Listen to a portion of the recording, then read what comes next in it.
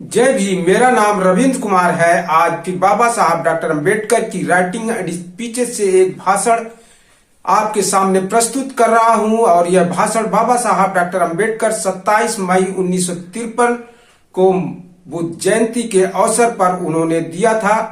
बाबा साहब डॉक्टर अंबेडकर अपने भाषण में कहते हैं कि भाइयों और बहनों, आज बुद्ध जयंती के बहाने हम सब एकत्रित हुए हैं।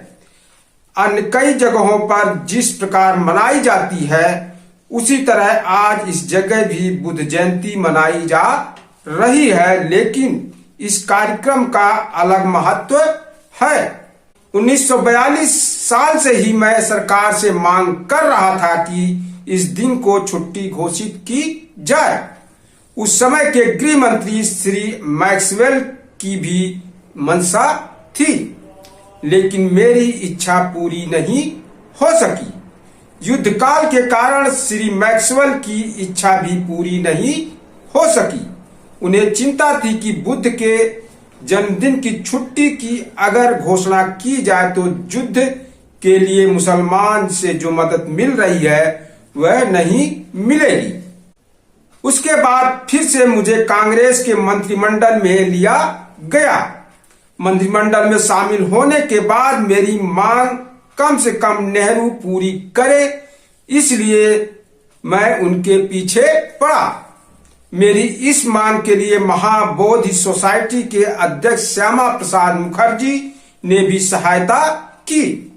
33 करोड़ हिंदू भगवानों के जन्मदिनों की छुट्टियां, मुस्लिम, ईसाई, पारसी, जैन आदि धर्मों के भगवानों के जन्मदिनों की छुट्टियां अगर मिलती हैं तो फिर बुद्ध जयंती के दिन क्यों छुट्टी न हो। मैंने नेहरू जी से मांग की कि या तो इन सभी छुट्टियों में से कम कर एकाध छुट्टी हमें भी दीजिए या फिर एकाध छुट्टी और बढ़ाइए। जवाहरलाल नेहरू के मन में भी बुद्ध के बारे में बहुत आदर है।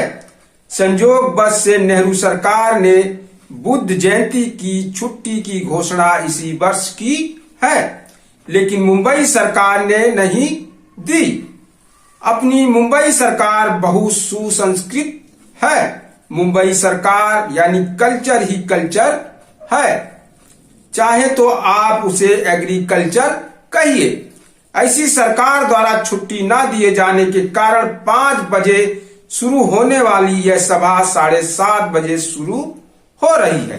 बुद्ध का नाम लेते ही कुछ हिंदू लोगों को डर लगता था कि कोई उनके ऊपर बम फेंक रहा है। इस प्रकार का कोई डर उन्हें लगता था।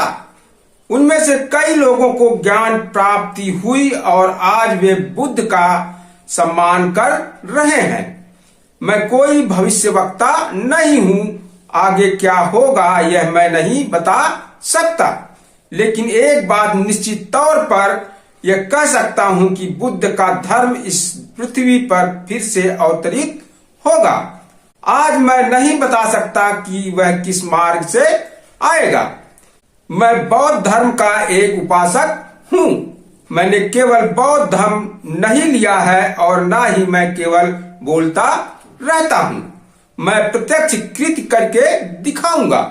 मेरी जिंदगी के आखिरी दिनों में अब मैंने तय किया है कि मैं बुद्ध का प्रचार करूंगा। बुद्ध धर्म प्रचार की खेती मैं करूंगा और देखूंगा कि उसमें कौन सी फसल उगती है। कई लोग मुझसे पूछते हैं कि बौद्ध धर्म के बारे में आपकी आस्था क्यों है। डॉक्टर राधा कृष्णन जैसे बुद्धिजीवी कहते हैं कि बौद्ध धर्म में ऐसी क्या विशेष बात है, उसमें और हिंदू धर्म में फर्क क्या है। हिंदू दार्शनिक कहते हैं कि बुद्ध ने उपनिषदों से ही सब कुछ लिया है।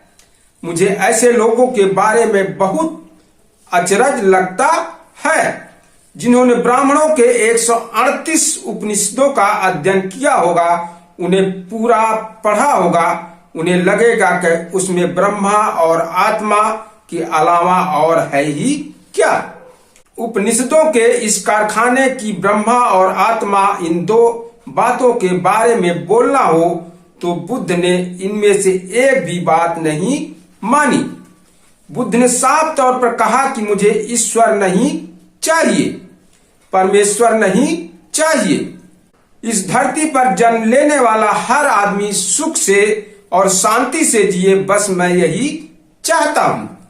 बुद्ध ने केवल शांति के बारे में ही बताया हो ऐसी बात नहीं है। बुद्ध सच्चा विचारक थे।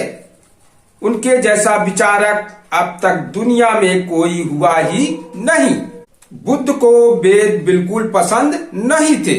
उन्होंने यह साफ तौर पर कहा था। वर्ण व्यवस्था भी बुद्ध को मान्य नहीं थी। बौद्ध साहित्य में बुद्ध ने चातुर्वर्ण पर हर बार प्रहार किए हैं और इसलिए उसे कट्टर हिंदू धर्म से कठोर विरोध का सामना करना पड़ा। इस देश में 3 महत्वपूर्ण पंथ हैं, हिंदू, जैन और बौद्ध। जैनों के बारे में मैं कुछ कहना नहीं चाहता। बुद्ध ने जाति भेद पर कठोर प्रहार किए। मैं ब्राह्मणों से द्वेष नहीं करता, लेकिन ब्राह्मण झाला भ्रष्ट तरी तो तिन्ही तो की श्रेष्ठ, यानी भ्रष्ट ब्राह्मण भी तीनों लोकों में श्रेष्ठ होता है, यह मैं नहीं मानता। ब्राह्मण कहते हैं कि हम अगर भ्रष्ट भी हुए तो भी तीनों लोकों में सबसे श्रेष्ठ ही हैं। ऐसे उनके विचार थे। जातिवाद की जड़ें हमेशा के लिए उखाड़ फेंकने के लिए हमें हिंदू धर्म का त्याग करना जरूरी है। जो लोग आराम से जी रहे हैं वे शायद नहीं जानते कि उनके नीचे क्या सड़ रहा है।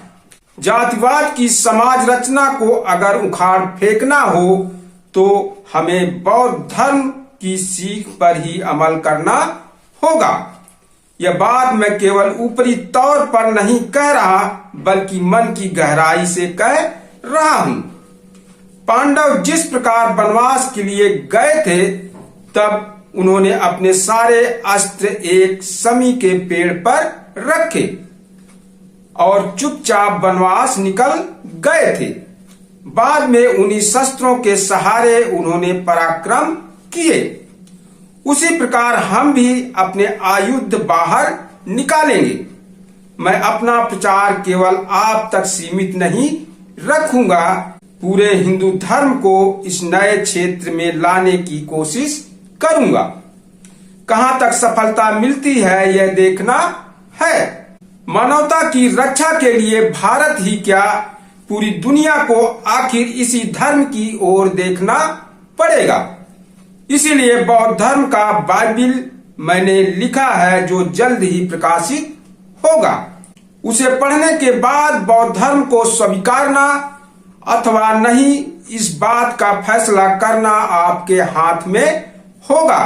मेरा पूरा विश्वास है कि केवल बुद्ध का धम्म ही विश्व को विनाश से बचा सकता है और समुच्चय जीवित प्राणियों का कल्याण कर सकता है। एक बार आपने जो मार्ग अपनाया उसे आपको याद रखना होगा। बुद्ध का एक विहार मैं मुंबई में बनाने वाला हूं। बुद्ध धर्म को पुनर्जीवित करने के लिए आइए हम सब मिलकर इस मंगल अवसर पर प्रतिज्ञा करते हैं।